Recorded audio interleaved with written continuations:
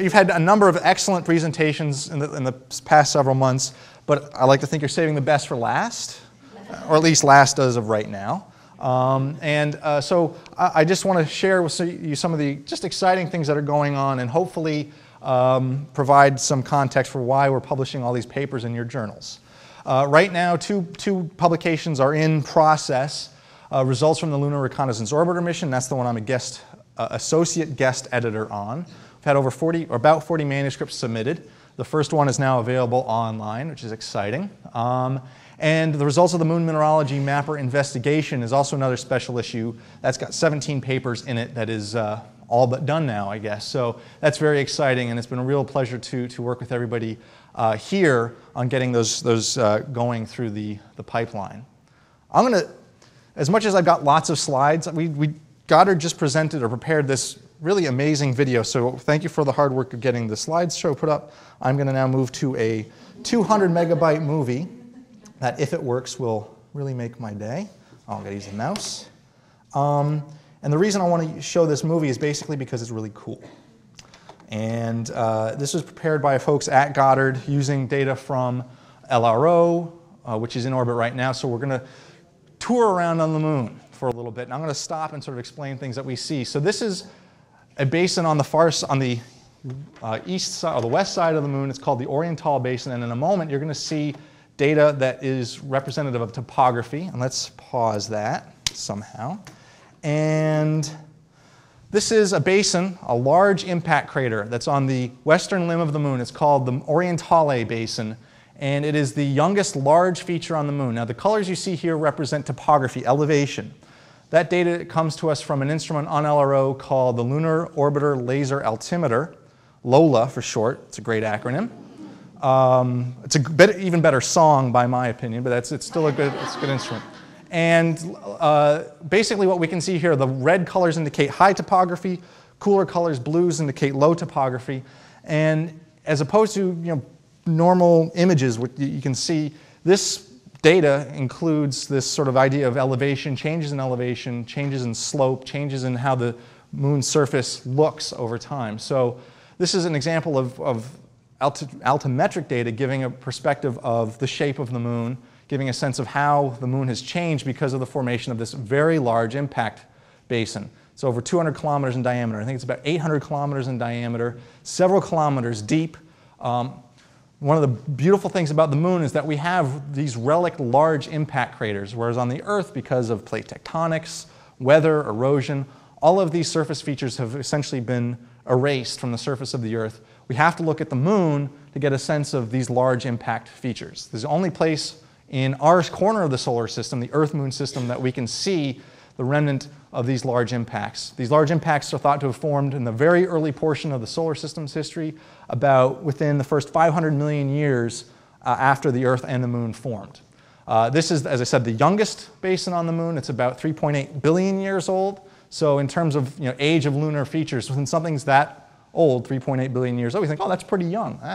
Not too bad. So this is an example of the best preserved, sort of the type locality, the place where we go to study the formation of these very large impact craters. Let's move on to the next stop on our lovely tour.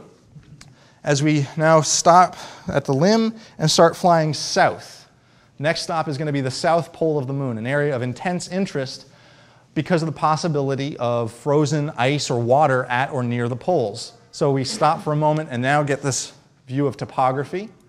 And the grid lines indicate where the location of the south pole of the moon is right here. It's on the rim of a small impact crater called Shoemaker, of Shackleton, named after the polar explorer. Interestingly enough, Shackleton didn't actually get to the pole on the Earth, but he got to go to the pole on the moon, which is, he may not necessarily appreciate that, but his own reward. So again, in the sense of topography, you can see that there's nothing that stands out at the pole as being particularly, it's all very interesting, that stands out saying, hey, this is the pole. Now, if we keep moving along for a moment, you may notice that to the left, in the upper portion of the image, actually this is what I wanted to show here. You'll notice that it's very, very dark. And that's because it's the pole, and the sun's coming in essentially at 90 degrees. So there are some areas near the pole, and if the pole is right around here, that get almost continuous illumination throughout the course of an entire lunar day where the sun never sets, and you can essentially, if you were to be on the surface, charge your batteries nearly continuously. Those are very few and far between, but there are some places at the South Pole that get nearly continuous sunlight. On the other hand, there are some places at the pole that never get any sun. Literally the place where the sun don't shine is inside some of these very deep craters. Now why that might be interesting is those places, and as I'll show later on, are not only very dark, but because they're very dark, are very cold. Some of the coldest places in the solar system have been measured near the poles of the moon. And the reason that might be very interesting is what likes to stay in cold areas? Ice. And so there may be some areas where the sun never shines or shines very little that may have a small amount, and again, we're not talking skating rinks or the Beltway after a rainy day or anything like that, but we get areas that may have a little bit of water ice or H2O or hydroxyl, things that have the possibility of water at the surface or near the surface. And that would be interesting and that would be very useful if we ever decide to actually go to the moon and use the local resources. So we're going to zoom in towards the South Pole, and this is this beautiful Shackleton crater. Again, one of the great things about the laser altimeter, it operates kind of like a laser pointer, although much more powerful, of course, essentially by shining its own light, a little laser pulse at the surface, measuring the amount of time it takes for the pulse to go to the surface and bounce back. You get a sense of the shape of the surface of the moon. So I mentioned earlier that the interior of some of these craters are permanently shadowed. You never actually can see inside them because the sun doesn't shine inside them, but the laser pulse does. So for the first time ever, we get a really beautiful view of the interior of some of these permanently dark, permanently shadowed craters. And that's pretty slick. I mean, that's just cool stuff that's happening. We're lighting up the South Pole of the moon, little by little. Okay, so we're going to zoom out from the South Pole right now and do a nice little cosmic tango to get a different view of a part of the moon that we only can see through satellite satellite data. This is an area on the far side of the moon, so it's a side that never faces the Earth, and it's called the South Pole Aitken Basin. Very clever name because it extends from the South Pole of the moon up to a crater named Aitken. It's about 2,500 kilometers in diameter. The deepest part of the moon is found in its interior right here. Just for reference, the deepest part is about 12 kilometers below sea level on the moon, the mean radius of the moon, and the highest point on the moon is located just outside of it. So within the span of about a couple thousand kilometers, you go from the highest point to the lowest point on the moon. It's thought to be the oldest impact feature on the moon. I showed Orion earlier, which is the youngest. We don't know when this basin formed. Presumably formed very early on because it's been beaten up by so many other events after it.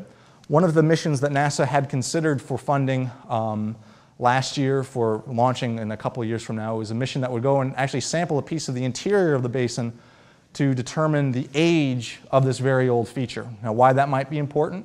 Well, we'd like to know when big events happen on the moon to start piecing together its geologic history. As I said before, all of these big craters that formed on the moon have been any similar craters that formed on the Earth have been erased.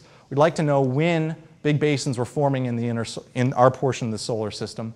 And so knowing when the oldest basin formed would help us better understand what was happening very early on in our planet's history. As I said, it's a very large feature. Shortly after I joined AGU, I started studying this feature, so there's some comparison there. And there's some folks in the room who know that I'm very interested in trying to put together a book through AGU about the history of this basin based on a special session I had last year at the annual meeting. And I've been tardy about that, and I'm a very bad boy. But it definitely would be very cool because a lot of people recognize not only its importance in understanding the moon, but also its importance in understanding the Earth. Okay.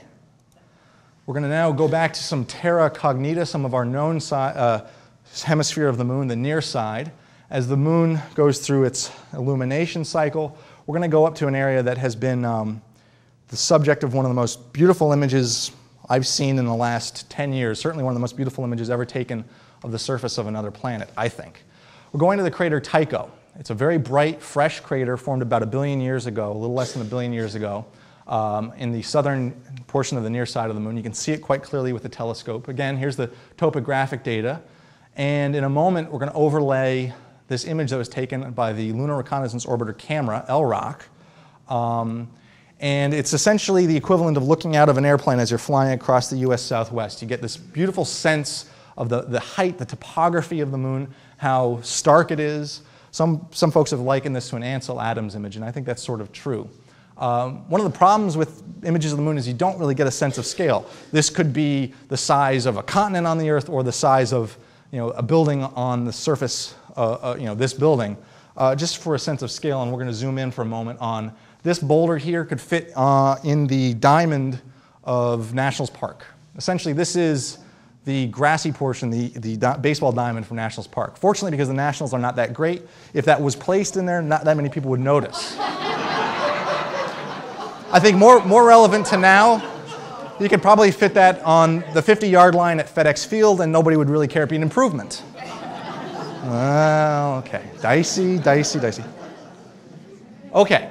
So, but again, this is just something beautiful. This is a single boulder, a single rock, perched on the top of this mountain, sitting there for 800 million years or whatever.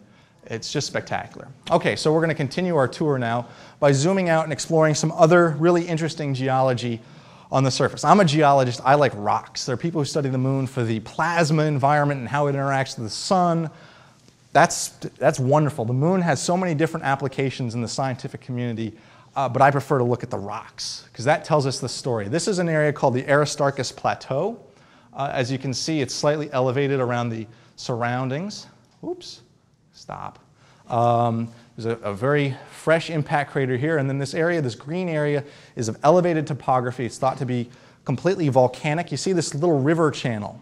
That was carved out by flowing lava at some point in the distant past that etched out the surface in this sinuous pattern. It looks like a river out west that's been winding around, but instead of water flowing across the surface, of course, this was liquid rock, which is just the word liquid rock. It's awesome. It's liquid rock flowing across the surface. Okay, so Aristarchus Plateau is very interesting because it contains not only a really nice, beautiful impact crater, but also this example of volcanism on the moon. Zooming along now in our spacecraft airplane, we're going to go check out one of the places, the last place explored by humans in December of 1972. Jack Schmitt, the only geologist ever to go to the surface of the moon, and Gene Cernan on Apollo 17 spent 3 days in the Taurus-Littrow Valley, an area on the near side that is adjacent to one of those large impact craters I mentioned before. We're going to zoom in to the landing site and eventually an image taken by LROC, this amazing camera that is capable of taking images with a resolution of 50 centimeters per pixel, showing some of the artifacts left on the surface. And I was reminded of something, a story that was published online shortly after I was hired at Goddard. I've been a space geek my whole life. And one of the reasons I was a space geek is because my dad was a space geek. He actually worked on the Apollo project right out of college, not a bad career path. And he helped build parts of the lunar lander and parts of the backpack that the astronauts wore while they explored the surface of the moon. Sometime when I was in my sort of early teen years, we went to a museum in Bethpage, Long Island, New York, where they had one of the backpacks that he built. And he said, "Oh, wow, I hadn't seen this in a long time." And he told me a story of when they finished constructing all of the parts, there's some structural metal in the backpacks that they wore during the Apollo program. And that structural metal was just a sheet that all of the engineers got to etch their names into. So for the 30 or so backpacks that they built, they all got to sign their names. Now, after each of the surface missions, not wanting to bring back a lot of excess mass, excess weight, all the astronauts took their backpacks and heaved them out of the lander and left them on the surface of the moon. So somewhere in this image, and I'd just like to pretend that it's maybe this little splotch right there, are the two backpacks that Gene Cernan and Jack Schmitt wore and left on the surface of the moon. And if you were to go back today, and incidentally, if anybody is planning on going back, I'd love to hitch a ride. You take out those little backpacks, you open them up, and somewhere in those backpacks is a name of Dennis James Petro, which is my dad's name. And so in some very personal sense, it's sort of like revisiting some family history, looking at my dad's graffiti or something like that. In this image, you can clearly make out parts of the lander where the footpads are, and obviously the tracks that the astronauts left. The parallel paths are tracks that the lunar rover drove along, and then the little single file passer where the astronauts shuffled along. you can sort of retrace the steps that the astronauts took. This is an image that was taken earlier this year while LRO went into what we call a dipping orbit. Normally, we're orbiting at about 50 kilometers above the surface of the moon. In this case, we brought the orbit down to about 21 kilometers, so we were able to get an order of magnitude, or essentially double our resolution of the surface, about 20 centimeters per pixel, where you can really make out some of these amazing images. In a little while, I'll hopefully be able to show you a compilation of all of the images of this landing site and show you some pretty cool things that are going on there. Let me move along. Actually, just as an aside, right now, as we speak, the spacecraft is going into a similar orbit right now to get some of the other landing sites. So at the end of this month, we'll have beautiful high-resolution images, higher resolution than we've gotten in previous images from this mission of these landing sites. All right, so going now to the North Pole of the Moon to conclude our tour. Now, I mentioned the South Pole. That's been an area of intense scientific interest. The North Pole kind of gets left behind, but it's just as cool, literally just as cool. It's got as many craters and as many of these areas of permanent daylight and permanent shadow. Obviously, lots of large, you can see sort of the outline of large craters that have formed in the area, but also an area where there may be water present. Certainly a place that a lot of people would be willing to explore. The moon, the wonderful thing about the moon is that there's something for everyone, whether it's water or, as I said, the space environment, there's something for everyone to explore. So that's sort of a brief overview tour of the moon. Now I'm going to get into some other cool things that we've been looking at. This is somewhat of a family portrait, a bit of an eye chart, but I wanted to talk about all of the instruments that are flying right now on the Lunar Reconnaissance Orbiter. Up in the top left is the Lunar Orbiter Laser Altimeter, LOLA, sending out these laser pulses, measuring the topography of the surface. It's built at Goddard, so it's a local instrument. The camera, the LRO, what we call the wide-angle camera, and the narrow-angle camera. The narrow-angle camera takes these super high-resolution images of the moon, these beautiful high-resolution images of the moon. And the wide-angle camera takes lower-resolution, wider views of the moon at several wavelengths of light. Right now, we've got about 20% of the moon covered at this super high resolution, which is just pretty cool. We've got an instrument called Diviner, which is measuring the surface temperature of the moon from orbit, and that can be used to tell us about the roughness of the surface and obviously identify these super cold areas. Mini RF, which is built up at the road at the Applied Physics Laboratory, is a radar instrument, also measuring the roughness of the surface, and I'll show a few pictures of that later on. Crater, which is nothing to do with those craters that I talked about on the surface of the moon. It's a radiation sensor. LEND, which is actually built in Russia, which is measuring neutrons off the surface, which can also give a sense of how much water is there. And LAMP, Lyman Alpha Mapping Project, which takes the Lyman Alpha energy coming from the universe that's reflecting off the surface. So it's not actually looking at the sunlight reflecting off the surface, it's looking at galactic light coming off of the surface, also looking for water. So a pretty cool suite of instruments. This is the spacecraft as it was built, as it was before launch a couple of years back at Goddard. It was built at Goddard, and one of the moments I realized that I had sort of arrived on the scene was I very carefully walked into the building where this was being put together, and there was nobody checking badges, and I thought, well, surely someone's going to say, get out of here, kid. And while I couldn't get up and touch it, still getting pretty close to a spacecraft that's now in orbit around the moon was a pretty amazing feat. So again, launched in 2009 and presently in orbit around the moon and returning just an amazing amount of data. This is an image of the moon put together by that LRO camera, the wide-angle view. Paints the entire surface of the moon essentially with these beautiful images. So this has been mosaicked together from many hundreds of images put together to produce an unprecedented view of the entire surface of the moon. Just for context, the stars represent the 6 landing sites of the Apollo missions. This is Apollo 17 that I talked about. And something that I really want to drive home, and everybody hopefully can appreciate, is that while we did go to the moon 6 times and we did an incredible amount of work there, the range, the spatial extent of where we went is fairly limited. All on the near side of the moon, all relatively close to the lunar equator. That was done for engineering purposes, communications purposes. If you think of the surface area of the moon is roughly equal to Africa. And anybody that says, well, I know everything about Africa, I've been to 6 places. You might think, well, not going to well, maybe not. Anyway, so there's still a lot left to learn about the moon. Again, the place I mentioned, the South Pole Lake and Basin, right over here, has an entirely different set of geology, entirely different context than the places that we went on the near side. And again, so this beautiful color image of the topography of the moon showing that, again, the places that we went were all in relatively low-lying flat areas, and that the entire far side of the moon is totally different, much higher elevation, much rougher, and again, this very, very large impact basin. So let me get into a little bit of some of the results from one of the instruments that I've been working closely with.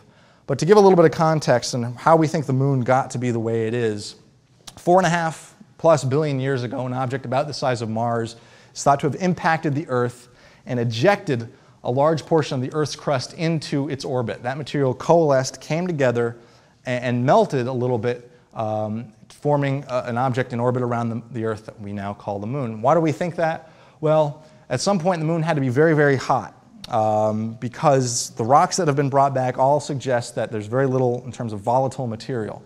All that hot material got baked off essentially at some early point, and so this model sort of pieces together as best it can all of the lines of evidence for a formation of the moon.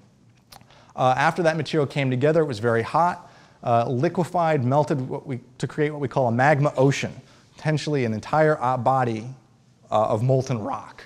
As that material began to cool, minerals crystallized to form a less dense, light crust of the moon and a very dense, iron-rich mantle and core of the moon. And sandwiched in between the less dense minerals and the dense minerals is this stuff we call CREEP, which is a great acronym.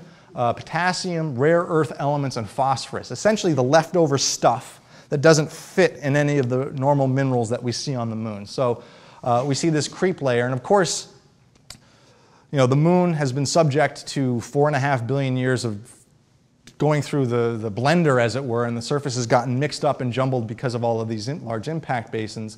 And so we see areas where impacts have penetrated through and exposed portions of this CREEP material. But normally, and sort of in general, we think of the moon segregated into these different layers where we see some normal minerals that we can find on the Earth, plagioclase, which is the prominent mineral in the crust. And as you go deeper and deeper into the moon, get more iron-rich minerals, things that have iron in them, olivines and pyroxenes. Again, minerals that aren't necessarily unusual on the Earth, but because the minerals on the moon have such a small amount or no water on them, are very different from what we find on the Earth. Okay, so I've been just everybody needs to know about impacts because lots of processes happen on the Earth, but really only two prominent processes happen on the moon: volcanism and impacts. So impact cratering 101, an object from space, a meteorite, a comet, strikes a surface, explodes on the surface, creating a large void. The larger the crater is, the more complicated its topography gets. In this case, you get a bowl-shaped feature with a mound, a mountain, a central peak, much like that Tycho crater image I showed earlier, rebounding from the floor, coming up to form a mountain in the middle. We see these all over the surface of the moon, and these are essentially natural. You think of road cuts you drive around, not so much around here, but other portions of the Northeast and across the US. You see these beautiful road cuts where you get geology exposed right at the sides. Impact craters do a very similar thing where they expose the crust of the moon right at the surface. Here's another favorite crater of mine on the far side of the moon. The central peaks are in shadow, but again, one of these beautiful oblique images, and of course, the image I showed earlier. So, when we look at the rocks exposed in the central peak here, we're looking at something that's come from tens of kilometers from below the surface. So you can essentially, by studying these central peaks, get a sense of what the deep portions of the crust are made of. Okay, so I've been very fortunate to be participating in an instrument called the Moon Mineralogy Mapper, or M-Cubed for short. It was an instrument that was on the Indian spacecraft that flew around the moon, Chandrayaan1, Chandrayaan meaning moon craft. It was launched by the Indian Space Research Organization, their first non-Earth mission, first mission to the moon. We were very fortunate to participate in that mission. It was a spectrometer that measured from about 400 or 500 nanometers out to 3 microns, which is an area where minerals have very, very diagnostic absorption features. By looking at the reflected light across that wavelength range, we can essentially do, fingerprint identification of different minerals that are at the surface. As I mentioned before, because of the Apollo samples, we have an idea of what the moon is made out of. People who study Mars have a much more complicated problem because having never been to Mars, having no samples from the surface, having only meteorite samples, we don't really have a great handle on the diversity of minerals at Mars, whereas on the Moon, we've got a pretty good handle on what's there, although as I'll show later on, that's not entirely true either. So across this wavelength range, we expect to find these olivines, pyroxenes, plagioclase, sort of the common minerals. The instrument had a resolution of about 140 meters per pixel, which is just fine for identifying minerals on the surface of the Moon, and did quite well. Our very first image strip crossed over, and remember that video I showed the Oriental Basin, that very young impact crater, relatively, 3.8 billion years old young. In our very first data strip going across the surface, we crossed right through the middle of the basin. And as I said before, in these impacts, you bring up material from depth. And so this was essentially our first glimpse at material from great depth from within the crust. And on the left is just a black and white image from one of our bands. On the right is a false color composite used taking various portions of the wavelength range to highlight the differences in composition. You can see the dark materials here, which are volcanic, and then some of the very, very, very bright mountains that are part of the ring system of Oriental. Okay, so in looking closer at some of these mountains, and this is another type of false color, so we're trying to compile lots of information into a single image. So basically by accounting for these beautiful absorption features and measuring their depths and how strong these absorptions are, tells you about the abundance of minerals. So in areas where we see these strong absorption features, we know that there's a lot of a particular kind of mineral here. And so in this case, we've got this single absorption feature, which is indicative of plagioclase. I mentioned earlier, plagioclase is a mineral commonly found in the crust of the Moon. However, it has never or had never been identified conclusively in telescopic or remote data. We have samples of it from the surface, but we've never seen it across the surface of the Moon until now. And so in these areas where you see this sort of pinkish, purplish color, we actually see outcrops or exposures at the surface of this mineral, which we never expected to see. So, this is where our story sort of ends. We can't get a better glimpse of what these mountains look like. We just know that they're there. Being the rock hound that I am, I wanted to see what actually was going on there. Well, several months after we launched and started taking this data, LRO was launched, and we got beautiful images of these outcrops. Now, they don't necessarily show up as great when projected, but you can start making out places where you see just large boulders sitting on the surface. And essentially, these are the outcrops. These are exposed rock on the surface that cause these absorption features. So, the idea for me is if I were to go to some place on the Moon, this is one place I'd want to go. I want a piece of that rock right there because it came from the crust of the Moon. It has a fairly simple geologic history, is brought up from depth, but this individual boulder right here would tell you a lot about how the crust of the Moon formed. And so one of the great things that we're able to do now is combining data from the M-cubed instrument, combining data from these high-resolution cameras. We're able to actually tell not only a great story about how the Moon evolved, but also say, hey, go here, go to this point. And that, again, is just cool by me. Fast forward a couple months into our mission. Now, unfortunately, one of the problems that we had is that the spacecraft we were on, Chandrayaan1, suffered some serious technical problems as it was in orbit. It was overheating, and so it never operated quite as smoothly as we'd like. So we were sort of taking data here and there until the very end of the mission when folks in India realized that things were going south and essentially just left us on all the time. So we just started collecting data, even though we didn't know always where we were pointing and we didn't know always what was going on. We just got a lot of data. But in one of those very fortuitous instances, I mentioned before that the first piece of data we got was right through that Oriental Basin.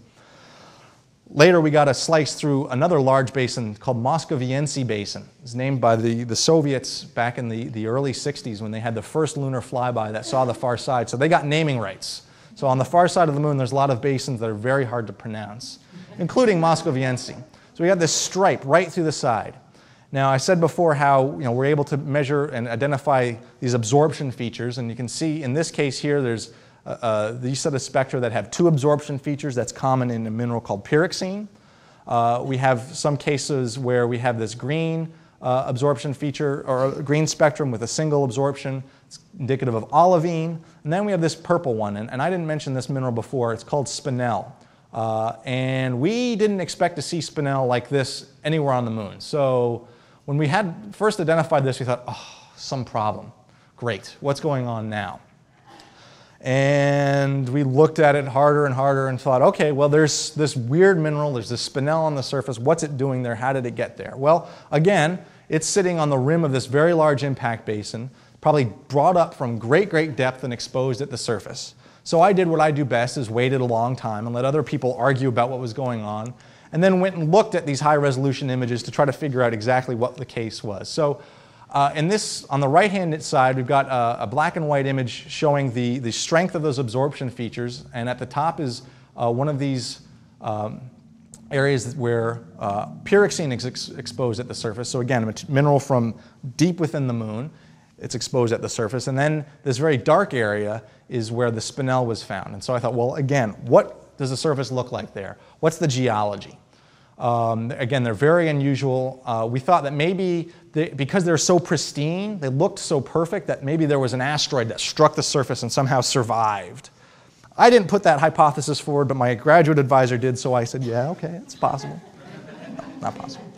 But most than likely, it's something from depth that was brought up from the surface as a result of this impact. This is where that orthopyroxene, this is the lower crust, and although the image is a little hard to see, it's basically a hill. It's a mound. Not sure how the hill got there, but if you wanted to go pick up a piece of the lower crust of the moon, this is where you want to go, right there. Beautiful images just reveal the relationships, the geologic relationships. Here's an image that didn't come through so well, unfortunately, but basically where that spinel is, where that odd spinel outcrop is, there's nothing. There's no alien space. There's nothing on the surface that would make sense for why it's there. So this is still a mystery. How did this spinel get to the surface, and what relationship does it have? There's a small impact crater, but if you were walking along the surface, lucky enough to walk along the surface, you would never actually notice that there's anything different there. So it's very bizarre. But that was not the only surprise that we had. And in fact, we had one of the most stunning surprises of lunar science, probably at least in the last 20 years, that for a long time we thought was, again, another problem. In looking at data collected very close to the poles, so areas, again, that are very cold on the surface, we saw this absorption feature. Now, I've talked about absorption features at the lower wavelengths, but we saw this absorption feature way out at the end of our measurement range by about 3,000 nanometers. And we saw this in all of the data that was collected in cold areas, and we thought, oh, great. There's some sort of problem where the detector's not working on cold data. Well, lo and behold, although we expected to potentially see something like this only in a few areas at the poles, what we were actually detecting is water, or OH. And we found it in places that we did not expect. I mentioned the places where the sun don't shine. That's where we thought we might find water, and it'd be very difficult to see, but all along it was essentially screaming in our face. There's water here, there's water here. And so, lo and behold, there's actually much more water found all across the surface of the moon than anyone previously expected. We see in samples measured in the Earth this absorption feature at 3 microns, but forever, and rightly so, we thought, well, there's some sort of contamination. You're measuring these things in labs on the Earth, and so there's water in the atmosphere that's getting into the samples or getting into the detectors, so that there's just some sort of contamination. But sure enough, in every spectra, every piece of data we've collected in cold areas of the moon, sure enough, we see an absorption feature at 3 microns. And so, much in the same way that some of those pretty color images I showed you earlier can do, we can map out where water is seen on the surface of the moon. So this is a mosaic of many of the pieces of data we took early in the mission, and basically areas in blue are where we see the strongest absorption features. We see the strongest amounts of water close to the poles. With very careful processing of our data, we've actually detected water essentially on almost all surfaces of the moon. Now this, again, is not, it's not ice skating rinks, it's not ponds, it's not pools. We call it moon dew. It's a light frosting, a light scattering of 1 or 2 hydrogen or water molecules across the surface, coating essentially all of the surface of the moon. And we don't have a great idea why it's there. The solar wind is implanting hydrogen, it's interacting with the surface to form water, that's a possibility. Comets that are very water rich are striking the surface and implanting water, that's a possibility as well, but really we don't have a great sense. In essence, we've spawned on a whole new branch of research, lunar hydrology. How do you get water on the surface of the moon? Okay, moving over to another instrument. This is the radar instrument that's in orbit around the moon on LRO. It's called Mini-RF, the Miniature Radio Frequency Instrument. And radar instruments probe the surface. So all of the images I've showed look at just the upper nanometer of the surface, whereas this radar instrument actually gives you some idea of what's going on in the surface with depth, a little bit of an information about the roughness of the surface.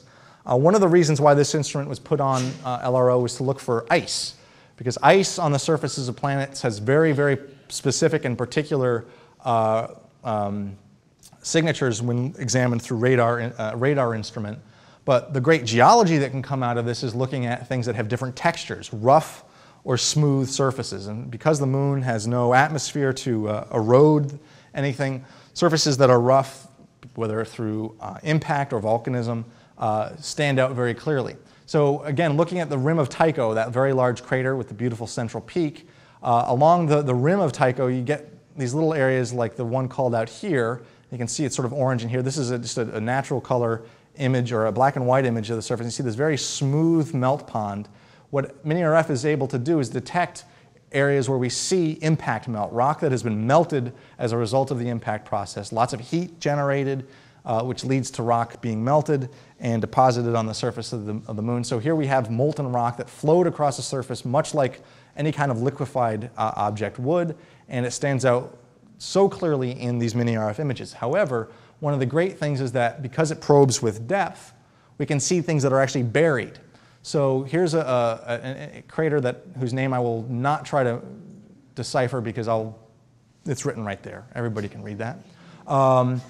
This is a black and white image, and here's your crater, and you see a sort of a smooth area out here, but not necessarily anything you would stand out and notice. In the radar wavelength, you can see these beautiful flow features coming out towards the west, and that is this impact melt that has been sort of covered up by subsequent crater material over time. So here we can actually see buried impact melt, which is just, again, pretty cool, allowing us to probe the surface. You know, this is probably buried under a few centimeters of material, but again, we're looking now below the surface of the moon with this instrument. This is a very dark image of the entire moon, but again, I want to reiterate that, you know, again, while we've been to several places on the near side of the moon, there's a whole lot of territory left to cover, and only through orbit, at least for right now, can we get a sense of what the entire rest of the moon is like and what its environment is. And so we've been very fortunate with the success of LRO, the success of the Japanese mission to the moon, Kaguya, the Chinese mission to the moon, whose data we don't get to see so much of, but has provided their science community with a wealth of information as well. And with the Indian spacecraft, we've gotten a much clearer picture of what the moon is made of and what it's all about.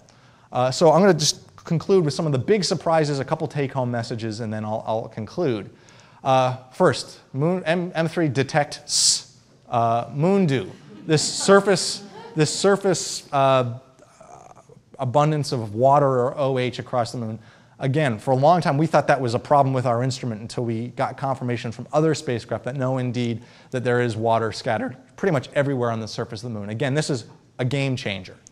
LCROSS, a spacecraft that was launched with LRO, was an impactor mission that impacted into one of those locations at the South Pole where the sun don't shine, kicked up material from the surface. A second spacecraft that followed behind looked at what was kicked up and identified water in that, suggesting that the material that was kicked up, which comes from the upper few meters, also contained water. So M-Cubed saw water at the surface. LCROSS has seen water at and near the surface. And a reanalysis of Apollo samples has shown water that's come from very, very deep within the moon. So now we're seeing much more water. Now, some folks have always said the moon is bone dry. And as some colleague of mine actually pointed out, well, actually bone has water in it, so the story's still true. The moon is still bone dry, just a little wetter than we thought before, which again is pretty cool because now we have to go back and explain why that is. The moon is shrinking, but not too much. We see scattered across the entire surface of the moon these places where we have these little thrust faults, areas where the moon is contracted a little bit, essentially scraped along the surface and created these little scarps. We see them everywhere on the surface of the moon. Not everywhere, but we see them distributed across the entire moon, suggesting that at least at some point in the not too distant geologic past, and by that maybe the last 500 million years, the moon has had some thermal contraction, so that the moon is still, although not as dynamic as the Earth is or some of the moons of the outer solar system, that the moon is still slowly changing over time. Incidentally, this is the Apollo 17 landing site. This is a great perspective view of the area that the astronauts explored back in 1972. Another example of that of a different thrust fault, and you can actually see in some cases where very small and bright impact craters have impacted onto or near the fault, and that gives a sense of how old it might be. And again, because they're these very fresh impact craters, suggests that it's fairly young. This is a camera image of these shadowed craters. This is a temperature map from the Diviner instrument, which again can measure the surface temperature of the moon. And again, some of the coldest temperatures recorded anywhere in the solar system are found at these permanently shadowed craters of the moon at the poles. And one of the sort of the cooler, sort of unexplained things right now are these lunar pits.